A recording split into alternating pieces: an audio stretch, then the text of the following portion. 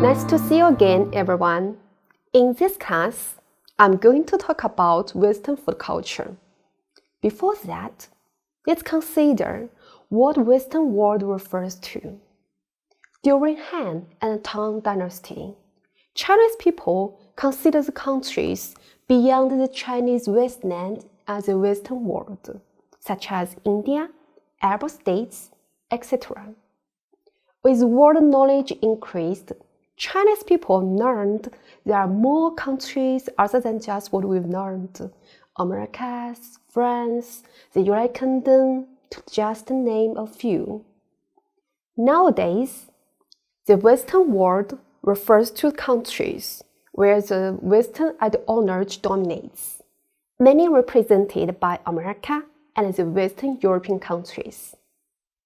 As a Western culture, it originated, developed, and matured in Europe, spreading to and gaining further development in America during the 19th century.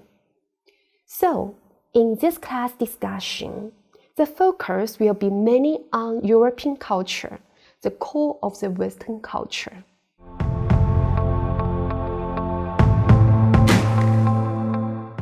Generally, Europe is divided into 5 parts: the Northern, the Southern, the Western, the Eastern, and the Central Europe.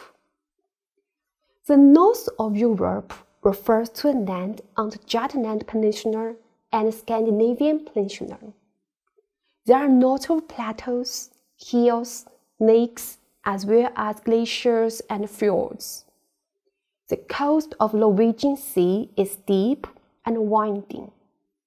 Scandinavia mountains spread through the peninsula, with several regions covered by glaciers. There are volcanoes and hot springs on Iceland. The Southern Europe includes Apennine Peninsula, Iberian Peninsula, Balkan Peninsula, and some other islands, with Atlantic Ocean in the west, the Mediterranean Sea in the south, and the Black Sea in the east.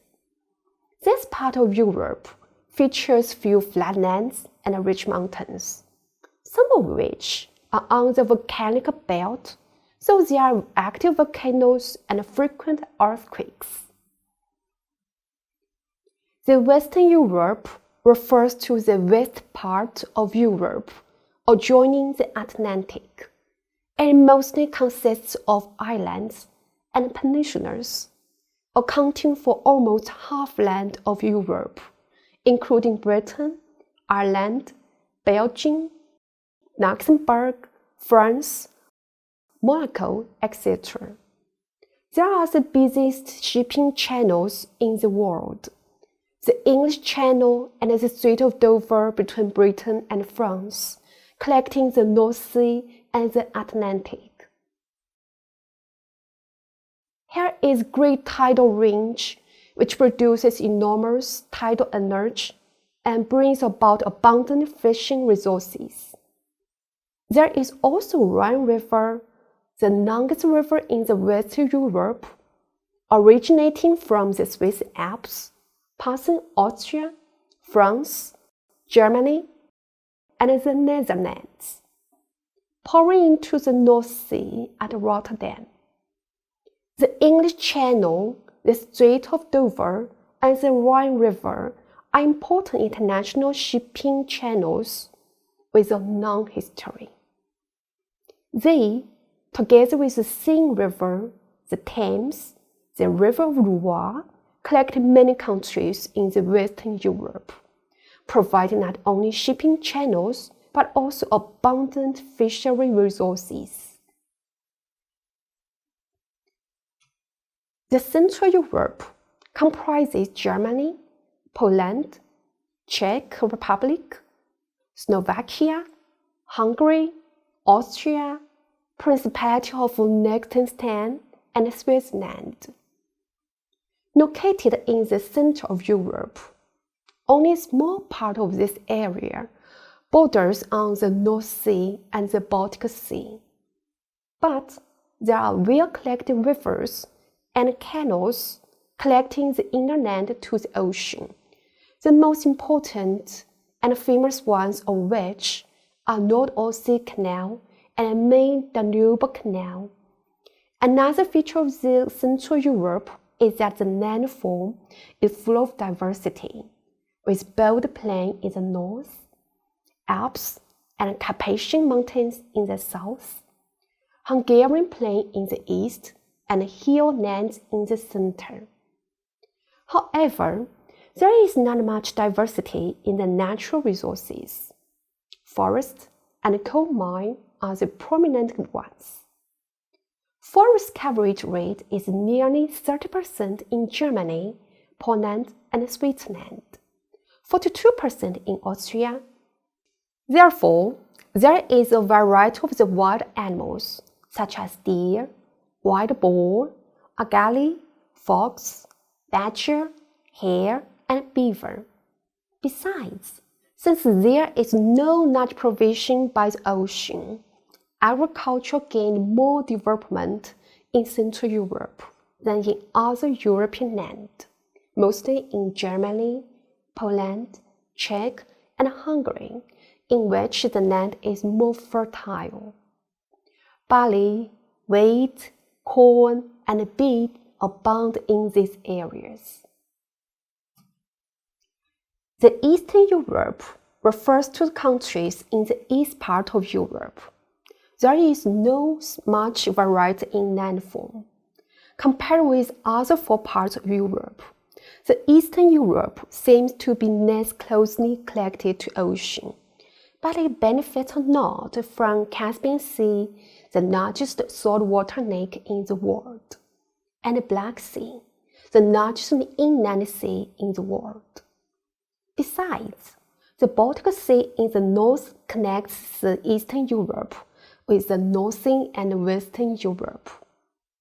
Most of all, Volga River, the longest river in Europe, connects with the Baltic Sea through Volga-Baltic Waterway, with White Sea through northern Dvina River, with Sea of Azov and Black Sea through Volga-Don Canal, and finally pours into Caspian Sea. So, even the Eastern Europe is virtually close to seas and has been affected both in political and economic fields.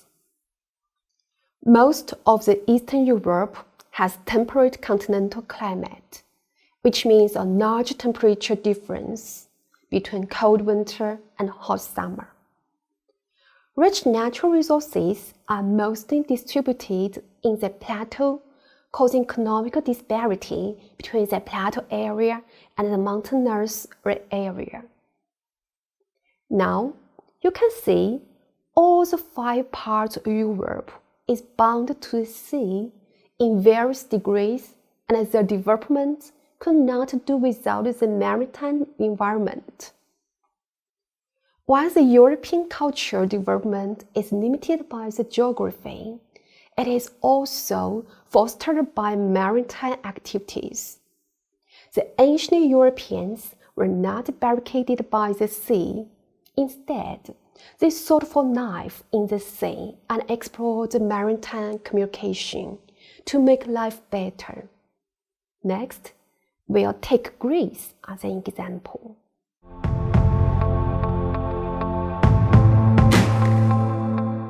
The reason why Greece is put importance on is that it's commonly acknowledged that the Western culture originated in the area around the Mediterranean Sea and Aegean Sea, especially Old Greece, which is manifested in the old saying that the Old Greece is the mother of Western culture.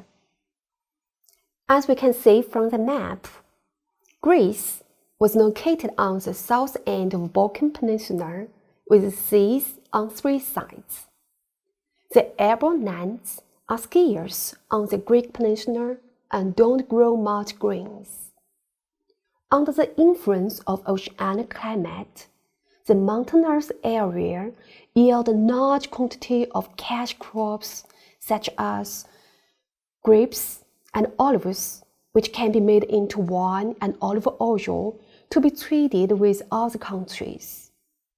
Some areas produce marble, clay, and some are distributed by metal deposits, which facilitates the development of handicraft industry by providing rich materials.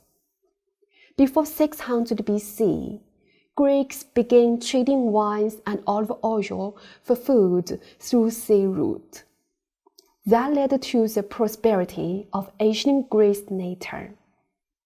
Making a living through sea is a striking feature of ancient Greek culture.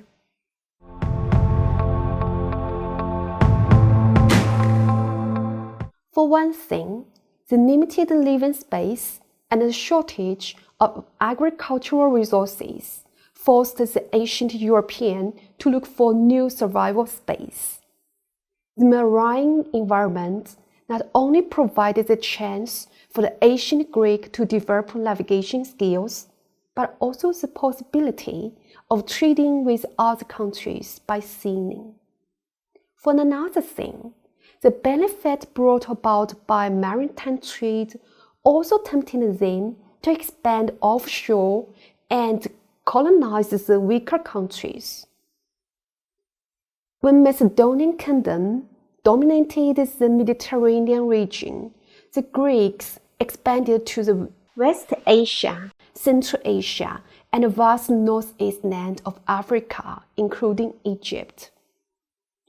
The ancient Greek culture culminated during this period and spread to the rest part of Europe, laying foundation for the later Western culture. And the Western culture is often seen as maritime culture. So, that is what we need to learn in this class. For the next one, we'll discuss the contrast between the Western food culture and Chinese food culture on the basis of geographical difference. See you next time.